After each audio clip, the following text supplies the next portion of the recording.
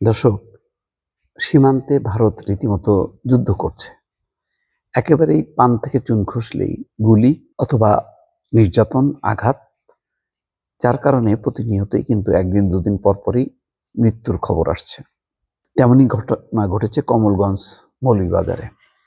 সীমান্তের শূন্যরেখায় যুবকের লাশ, শরীরে আঘাতের চিহ্ন।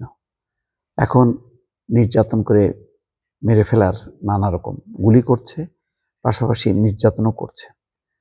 সেই ঘটনাগুলো কিন্তু আসছে, অর্থাৎ একটা নির্মম একটি অবস্থান নিয়েছে যে কোনোভাবেই বাংলাদেশের কাউকে কোনো অবস্থায় ছাড় দেওয়া হবে না, এমন একটি অবস্থায় চলে গেছে। অর্থাৎ এক ধরনের যুদ্ধ অবস্থা।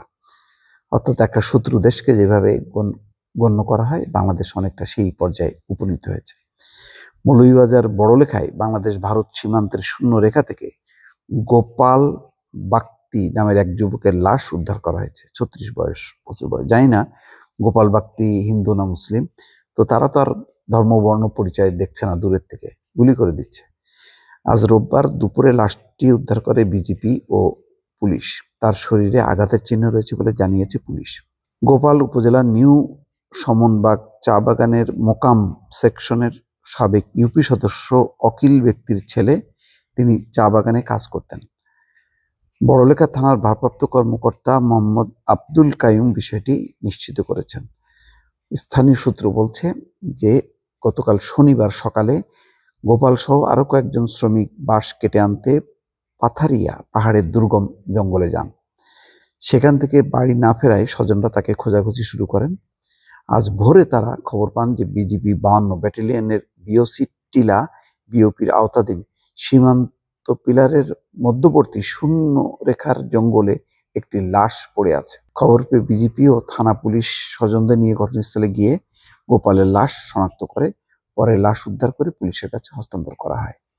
নিহত পরিবারের দাবি, অসাবধানতা বশত সীমান্তের শূন্য রেখার কাছে চলে গেলে গোপাল বাগতিকে গুলি করে হত্যা করে বিএসএফ।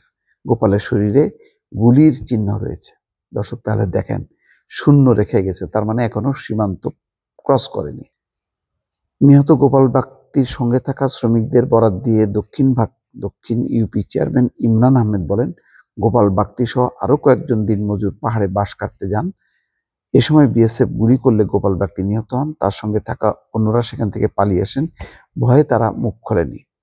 বিজিবি 52 ব্যাটালিয়নের অধিনায়ক কর্নেল মেহেদী হাসান বলেন, প্রাথমিকভাবে মৃত্যুর কারণ যাচাই করা সম্ভব হয়নি, তবে নিহতের দেহে আঘাতের চিহ্ন রয়েছে। ময়নাতদন্ত শেষে মৃত্যুর সঠিক কারণ জানা যাবে। যাই হোক, আমরা মৃত্যুর কারণ জানবো, লাশ পরিবারের কাছে হস্তান্তর করব, এইটুকুই। এখন ভারত তার অবস্থান থেকে সরবে না। ভারত গুলি চালাবে।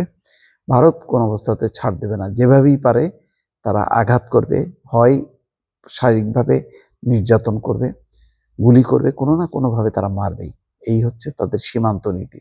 সীমান্তে তারা জিরো টলারেন্সে চলে গেছে, যে বিন্দু মাত্র পান থেকে চুন খসলে তারা গুলি করবে বা আঘাত করবে। এই হচ্ছে ভারত বন্ধুত্বের হাত নিয়ে বাংলাদেশের দিকে ছুটে আসছে, সম্পর্ক উন্নয়ন করবে, আর সীমান্তে বাংলাদেশের মানুষ মারবে। দর্শক, বিচারের ভার আপনাদের উপর ছেড়ে দিলাম। ভালো থাকবেন। আল্লাহ হাফেজ।